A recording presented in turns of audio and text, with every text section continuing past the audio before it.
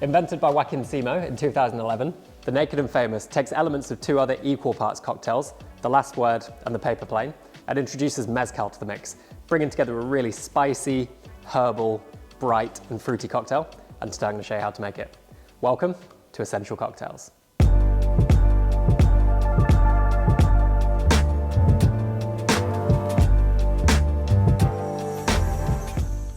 So if we think back to our other two equal parts recipes that I mentioned, over here we have the Last Word, which contains gin, lime juice, maraschino and green chartreuse. And then over here we have the Paper Plane, which contains bourbon, lemon juice, Amaro Nonino and Aperol.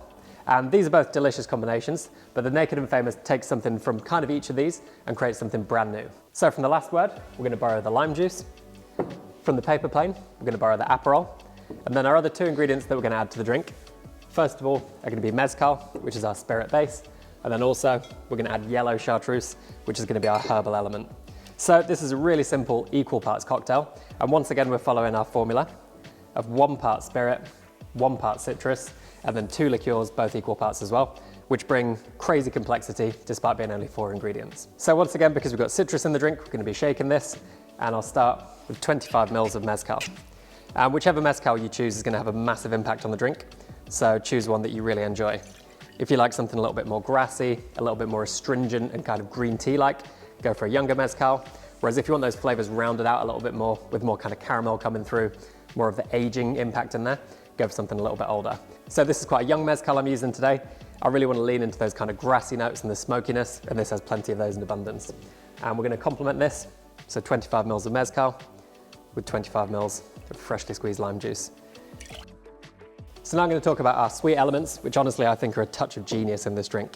So first of all, when we think back to our Last Word, this contained green chartreuse, which is a much higher intensity version of this, whereas the yellow chartreuse is a little bit less herbal, a little bit less intense, and this is going to really allow the Mezcal to come through.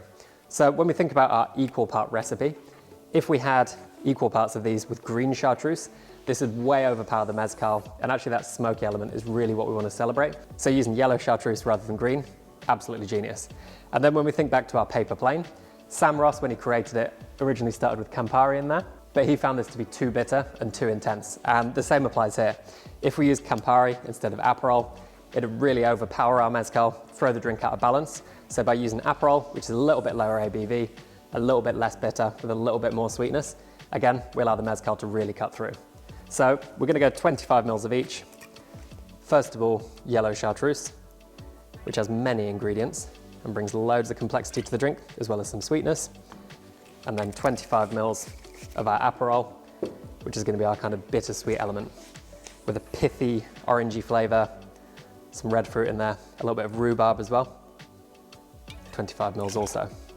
So 4 ingredients, crazy amounts of flavors, which all work surprisingly well together. So before we give this a shake, I'm just going to move it to one side, because as soon as we add ice to the drink, it's going to start diluting. We're kind of up against the clock. So before that, we're going to prepare our garnish. Our glass is already chilling in the fridge, and with this I like to use a nice lime wedge. So the reason for this is some people really like to add a little bit more acidity to their drink, and this gives you the option to do so, as well as having a really nice contrasting color to the beautiful color of the drink, which you'll see in a second. And I just like to add a little slice into the lime so it sits proud on the glass. And now we've got everything ready to go, all our things in place. We can shake up the drink with lots of ice.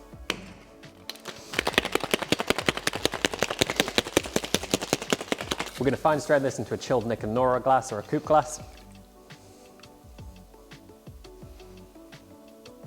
Garnish with our lime wedge, and there we have a smoky, bright, herbal and fruity drink called the Naked and Famous.